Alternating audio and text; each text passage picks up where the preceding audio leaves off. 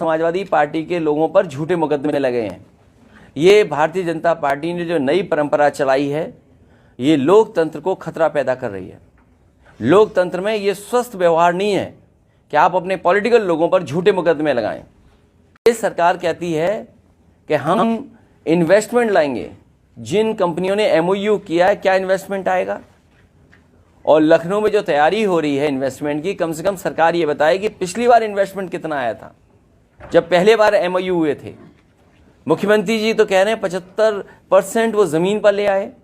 मुरादाबाद में बताओ कोई बड़ा कारखाना लगा हो सरकार की तरफ से, अमरोहा में कोई बड़ा कारखाना लगा हो सरकार की तरफ से, रामपुर में बड़ा कोई कारखाना लगा हो सरकार की तरफ से, या सरकार के प्रयासों से कारखाना ना लगा हो।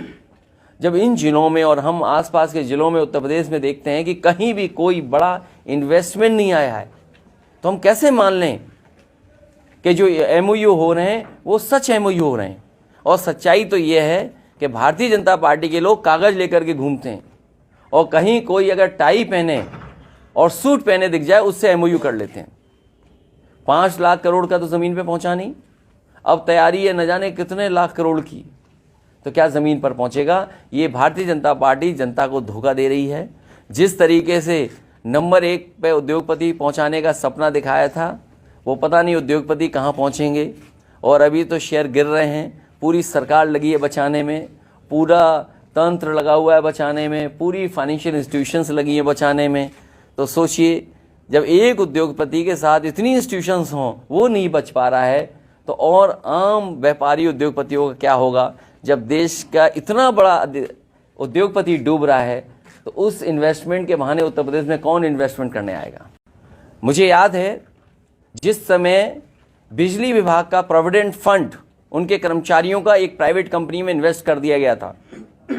वो कंपनी जब भाग गई, कंपनी जब लॉस में चली गई, तो उस समय जिन अधिकारियों ने फैसला लिया था उनको जेल भेजा गया था, उनके खिलाफ कार्रवाई की गई थी।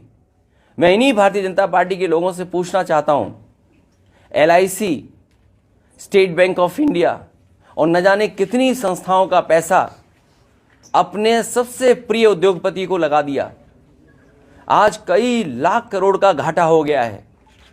क्या उन अधिकारियों को भी जेल भेजा जाएगा जिस तरीके से प्रोविडेंट फंड को भेजने वाले अधिकारियों को सालों साल जेल रखा गया था? जनता पार्टी के इशारे पे काम कर रहा है और कई जिलों में भारतीय जनता पार्टी का पदाधिकारी बन के काम कर रहे हैं। वो रामपुर हमारे बगल में आदरणीय आजम खान साहब बैठे हैं, इन पे सब झूठे मुकदमे लगे हैं। इतनी परेशानी, तकलीफ और इस तरह का अन्याय किसी भी राजनीतिक परिवार के साथ नहीं हुआ होगा जितना इनके साथ हुआ है। आज जब मैं आपसे मिल रहा हूं, बात कर रहा हूं, सुबह सुबह मेरे घर पर एक परिवार आया और रोता हुआ आया कि रात में उनके परिवार एक समाजवादी पार्टी के पूर्व में रहे प्रत्याशी उसको उठा लिया है पुलिस ने। मैं लखनऊ से चल करके बरेली, बरेली से चल करके रामपुर और रामपुर से मुरादाबाद तक मैं फोन मिलाता रहा हूं, लेकिन अभी तक पुलिस कप्तान का फोन नहीं उठा। सोचिए, अगर पुलिस के अधिकारी भारतीय जनता पार्टी के पदाधिकारी बन जाएंगे, उनसे क्या न्याय की उम्मीद करेंगे आप? और ये एक घटना नहीं है। झांसी में दीपक यादव जो घटना में नहीं था, कहीं मौजूद नहीं था, CDR में कहीं नहीं। आजकल तो इतना कुछ है, साइंटिफिकली आप टेक्नोलॉजी से प्रूव कर सकते हैं कौन कहां किस समय था। वो मौके पे नहीं, उसको जेल भेज दिया। ED, CBI, जितनी भी संस्थाएं वो सब पीछे लगा दी। रमाकांत यादव, मैं कितने नाम लूं जो समाजवादी पार्टी के लोगों पर झूठे मुकदमे